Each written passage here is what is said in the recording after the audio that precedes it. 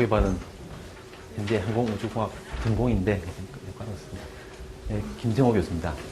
네, 반갑습니다. 많이 오셨네요. 자, 항공우주공학과의 전공인 설계를 하려고 왔는데 이 그림이 이게 뭘까요? 이게 이카루스 알죠? 네. 항공 하늘을 나는 것은 이제 인류의 오랜 꿈이었죠.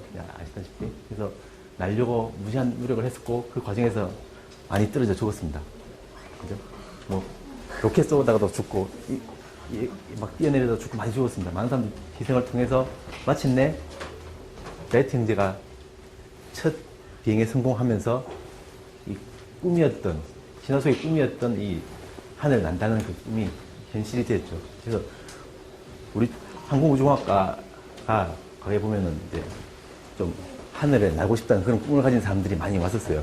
그래서 보면 좀 현실적이지 못하고 좀 뭐 이렇게 이상적인 그 꿈에 매달려서 제가 그때 대학교 같이 들어온 친구 몇몇에서 얘기를 들어보면은 저도 항공우주공학과 출신인데 나는 뭐 우주전함 V호를 만들고 싶어서 왔다. 아니면 모르죠. 만화에 나오는 거예요. 아니면 나는 UFO를 만들겠다. UFO를 만들고 싶어서 왔다 하는 그런 황당한 얘기를 하는 친구들이 있었는데 이제 더 이상 항공우주공학이 이제 꿈이 아니고 실제로 다 날아다니잖아요. 누구나 비행기 다 타고 현실이 됐기 때문에 현실이고 실제로 이제 우리가 할 수 있는 일이고 우리가 해야 될 일도 아주 실제로 할 수 있는 일이 굉장히 많은 분야가 되겠습니다. 그래서 이 비행기가 어떻게 났는가 한번 좀 보여줄게요. 자, 이거 당연한 거죠. 바람이 불면 이게 떠 있는 게 맞죠? 그죠? 반대로 해볼까요? 자, 반대로 해도 떠요. 이게 왜 이럴까요? 그렇죠. 네. 자, 이 봤습니다. 자, 위에 있을 때는 이 종이가 밑으로 내려오려고 할 때 이 바람이 부니까 뭐 밀려내가 당연히 뜨겠죠. 근데 반대로 했는데 바람이 이렇게 부는데 종이는 중력이 있으니까 밑으로 떨어져야 되잖아요. 떨어져야 되는데 얘가 계속 붙어 있어요. 그게 이제 비행기의 기본 원리가 되는 베르누이 원리라는 공기 흐름이 빠르고 아래쪽에 공기 흐름이 지금 거의 정지되어 있었죠. 이렇게 했을 때. 그러면 이 빠른 흐름 쪽에서 압력이 낮아지면서 낮아진 압력 때문에 종이를 들어 올리는 힘이 생기는 거예요. 뭐 이 힘은 아주 미약한 힘이지만은 이 힘들이 아주 모이면 무거운 쇳덩어리를 들어 올릴 수도 있어요. 예, 알겠습니다. 이렇게 원리 잘 알고 있지만 우리가 비행기 타봤어요? 비행기를 타보면 신기하죠?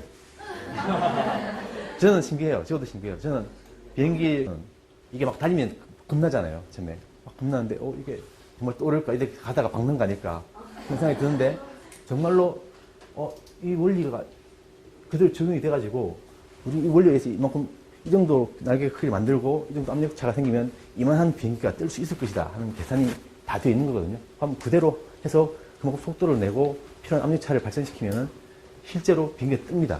그죠? 그래서 비행기는 이렇게 어떤 이론으로 알려진 것이 실제로 그걸 우리가 계산을 통해서 어떻게 만들어서 이렇게 될 것이다 하고 예상하고 만들어 보면 실제로 그게 현실로서 구현이 되는 게 공학입니다. 그 중에서 이제 항공우주공학은 또 특히 하늘을 난다는 그런 좀 더 낭만적인 그런 부분이 있죠. 네. 그래서 그럼 비행기는 이게 기본 원리가 이건데 비행기는 어떻게 해서 나는 것인가? 날개가 있고 날개의 모양은 기본적으로 새의 날개의 모양을 본떠서 만들었고 그걸 이제 조금씩 이제 변형을 시킨 거죠. 그리고 이제 새가 이렇게 날개를 비춰서 안 하고 딱 큰 새들이 아주 날개를 쫙 펴고 날 때 보면은 거의 이런 형상을 가지고 있습니다. 그 모양을 떠서 비행기 날개니 헬리콥터 블레이드니 프로펠러니 다 만들었습니다. 그래서 이런 모양을 만들게 되면은 여기가 거리가 더 멀고 더 가깝고 하다 보니까 여기서 갈라진 공기가 다시 만나면서 속도차가 생겨요. 차이가 생기면 압력차가 생기고 그거에 의해서 나는 힘이 생기는 거죠. 그래서 정말로 이런 힘이 생기고 정말로 비행기가 납니다. 나게 이렇게 모양을 만들고 바람만 불어주면 나는 거죠. 그래서 비행기는 네 가지 힘. 공기 저항을 이기고 엔진을 통해서 추력을 내면 거기서 날개에 흐름이 생기고 그 흐름에 의해서 뜨는 힘이 생기면 그 뜨는 힘이 중력보다 더 크면 하늘로 떠오르게 됩니다. 이거는 부인할 수 없는 사실이고 이대로 하면 정말로 뜨게 되는 거죠.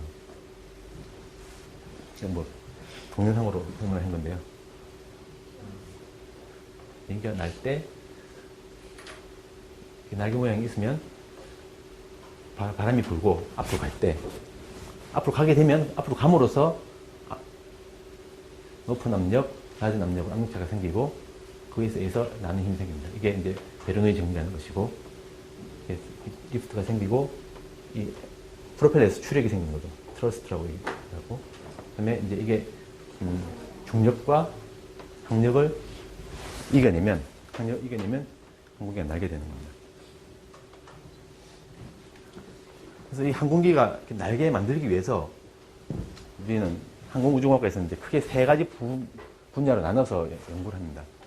네 가지 분야가 있는데 하나는 이제 공기의 흐름을 우리가 조절해야 되기 때문에 공기의 흐름을 조절해야지 항공기가 날 수가 있잖아요.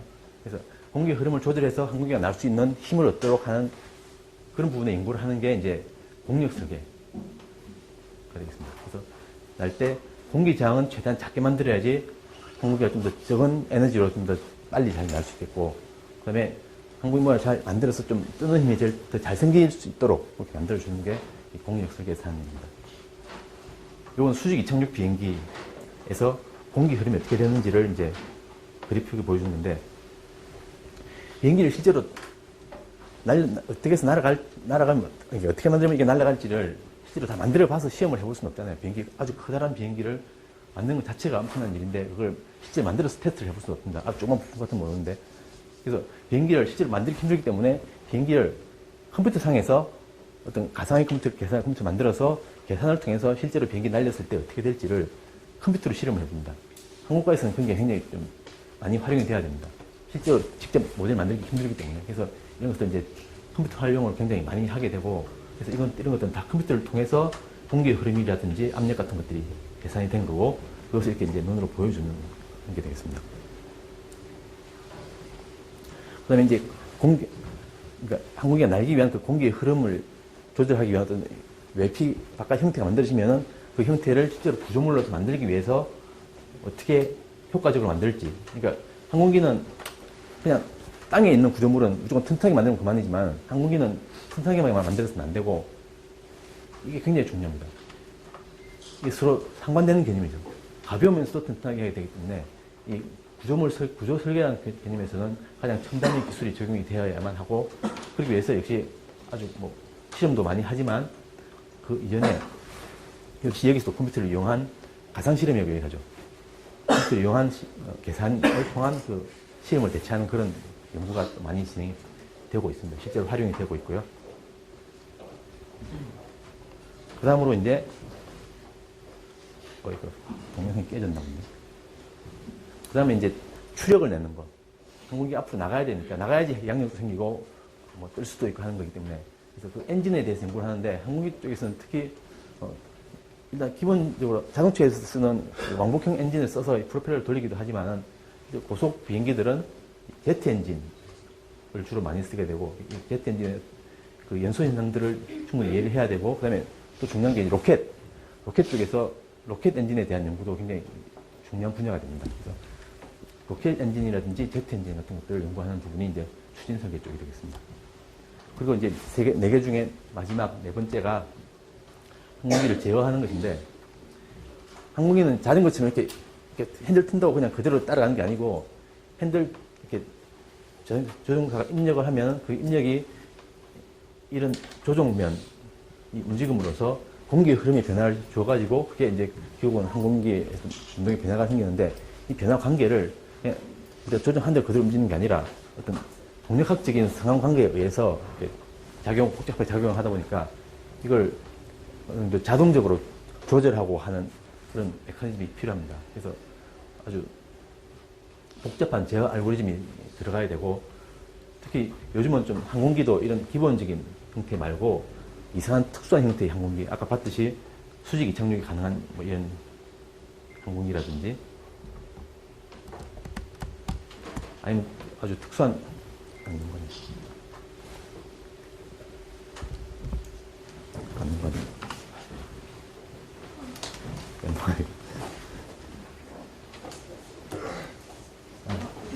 이게 네. 다음이 아닌 거예요.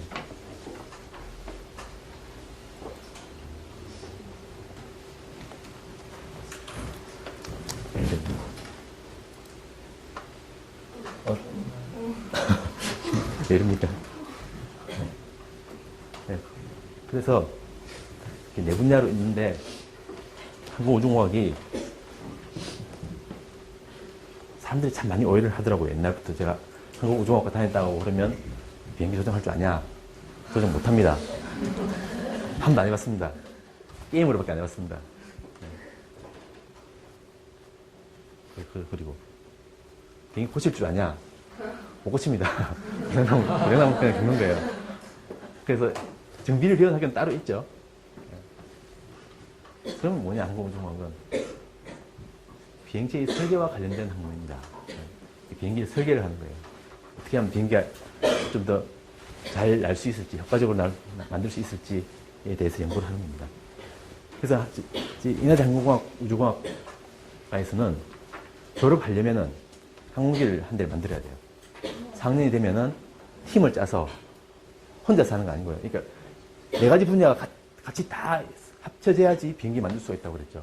혼자서 뭐 항공기 특히 혼자서 자기는 절대로 안 되는 항공기. 혼자 아무리 똑똑해도 항공기는 못 만들어요. 여러 분야가 같이 협업해서 서로 간에 지식을 주고받으면서 일을 해야지 항공기 만들 수 있는데, 그러다 보니까 이제 한 4년 되면 나름대로 자기가 이 네 가지 분야 중에서 자기 특별히 관심이 있고 좀 잘할 수 있는 분야가 생기게 되고, 그러면 그 분야 친구들끼리 이제 팀을 만들어서 과제를 줍니다. 이러한 기능을 하는 항공기를 만들어라. 그러면 1년 동안 만들어야 돼. 4학년, 2학년 동안 만들어야지 졸업이 됩니다. 올해 4학년들에게 주어진 과제는 태양열 전지판을 이용한 장기 채공 무인 비행기를 만드는 겁니다. 무인 비행기니까 사람이 안 타죠. 작은 거예요. 요즘은 다행히 우리가 이런 과제를 할 수 있었던 게 사람이 안 타도 비행기가 날아가 다닐 수 있으니까, 만약에 사람 타는 비행기를 4학년짜리 보고 만들으려고 하면 어떻게 되겠어요? 누가 죽어야 될 거 아니에요. 그렇게 못하니까 지금 이제 무인 비행기가 워낙에 발전이 됐기 때문에 무인 비행기들이 실제로 많이 활용되고 있고, 요즘 하도 무인 비행기 많이 하다 보니까 이 벌레만한 비행기도 만듭니다. 그런 연구도 많이 하는 분들이 있어요. 그래서 그 무인 비행기 기술과 관련돼가지고 4학년 동안 이제 처음에 리퀘어먼트를 주면, 이렇게 요구 조건 주면은 그 요구 조건 맞도록 항공기를 만들어서 날려서, 올해 같은 경우는 장기 채공 무인 비행기니까 주어진 시간 동안 하늘에 계속 떠 있어야 되고, 그 태양의 전지판만 가지고, 오래 못 떠 있으면 감점, 오래 떠 있을수록 이제 더 점수를 많이 받고, 팀별로 그 점수를 받아서, 일단 뜨면은 졸업을 할 수 있겠죠. 그래서 항공기를 설계하는 학문이다. 항공기만 하느냐? 비행체라고 있습니다. 날아다니는 건 다예요. 그래서 우리나라 기술을 현재 기술 보면 우리나라 현재까지 개발된 것들 중에 대표적인 것들이 이런 것들이 있습니다. 아직은 완전 독자적으로 개발하지 못했던 것들이 좀 있긴 한데, 이런 것도 가서 기술을 이제 이전 받으면서 배웠고, 이건 이제 무인 항공기예요. 무인 항공기인데 수직 이착륙이 가능한 무인 항공기입니다. 스마트 무인기라고 얘기하죠. 그러니까 활주로가 굉장히 일반 비행기도 넓어야 되는데, 이런 비행기는 그대로 수직으로 떠서 똑바로 날아가다가 수직으로 내립니다. 이 프로펠러, 이 부분이 돌아가는 거죠. 날 때는 이렇게 해서 날아가고, 뜰 때는 이렇게 해서 뜨고, 헬리콥터처럼. 그러니까 헬리콥터의 장점과 이 고정익 비행기의 장점을 합쳐놓은 그런 무인기를 최근에 항공우주연구소에서 항공우주연구원에서 개발했습니다. 그래서 이 개발하는데 당연히 항공우주공학과 출신들이 핵심적인 역할을 했고요.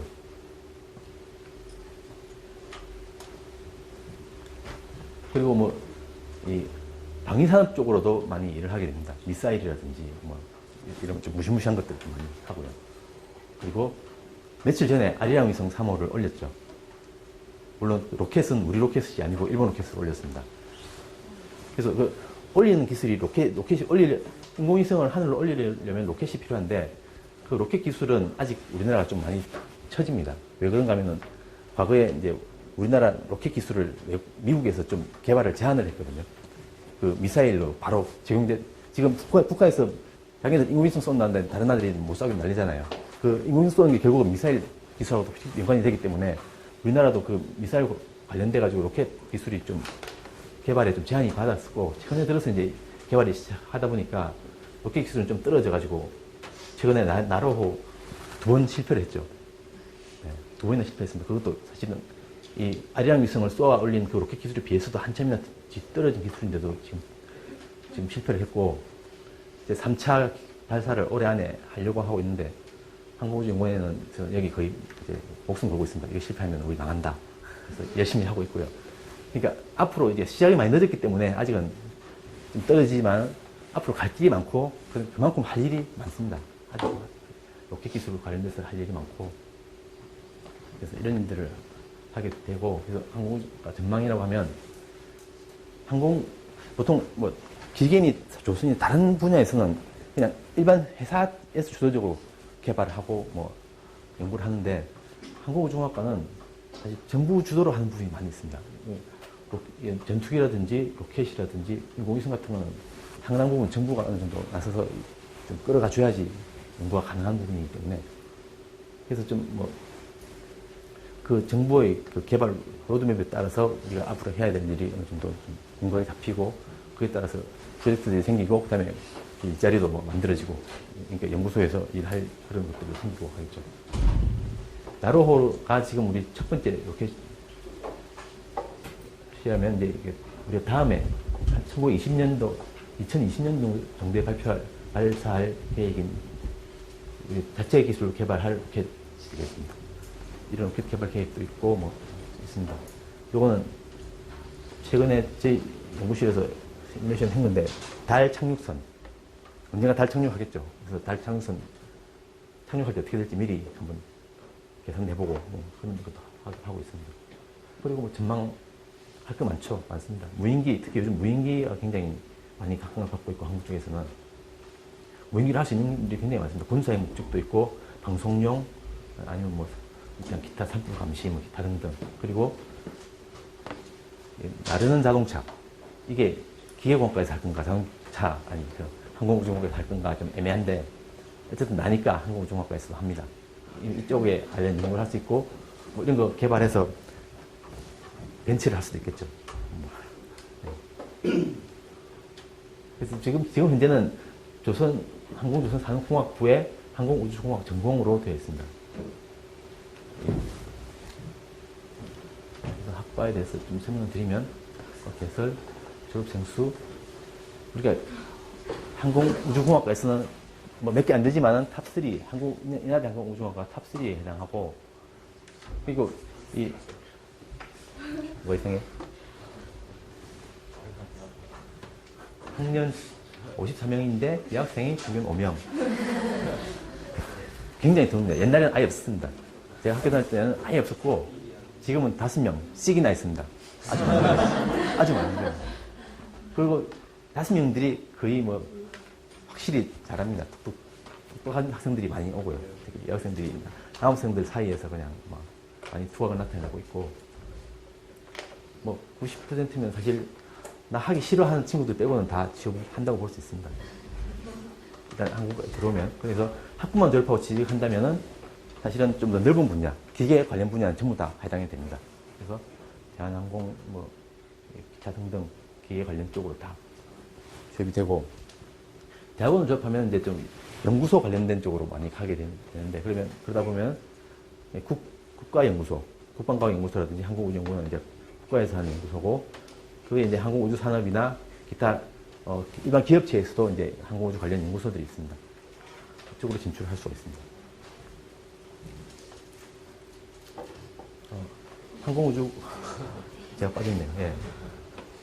이게 제가 되었고 이게 교수님 10분이 계신데 이 분야별 아까 네 분야가 있습니다. 그래서 뭐 공력 분야 하면 이분이랑 이 두 분이 계시고 연소 추진 분야 엔진 쪽 연소 두 분 계시고 저가 이렇게 세 분이 계십니다. 이렇게 세 분, 그다음에 구조 설계 세 분, 제가 구조 설계 쪽이 되겠습니다. 그래서 저희 과 교수님들이 이제 주로 학교만 계신 게 아니라 다양한 현장 경험들을 많이 가지고 계시기 때문에 학교에 와서도 많이 좀 현실적인 감각들을 많이 좀 배울 수가 있을 거라고 생각이 됩니다. 네, 마지막 퀴즈. 뭐가 차이가? 에어크래프트와 에어플레인이 뭐가 다릅니까?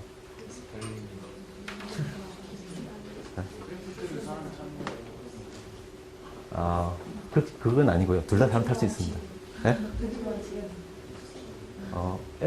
에어가 있어야 되는데. 기지? 네, 에어크래프트는 비행체, 에어플레인은 비행기. 에어크래프트라는 건 날아다니는 건 다 에어크래프트예요. 비행기, 헬리콥터, 뭐 기타 등등 날아다니는 거. UFO도 에어크래프트.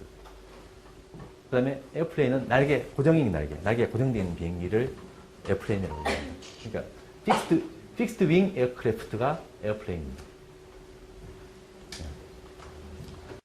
뭐 항공우주공학과 관련돼서 궁금한 게 있으면 저를 문의를 주시면 제가 답을 할 수도 있고 안 되면 다른 분을 드릴 수도 있습니다. 네, 뭐 여기까지입니다. 감사합니다.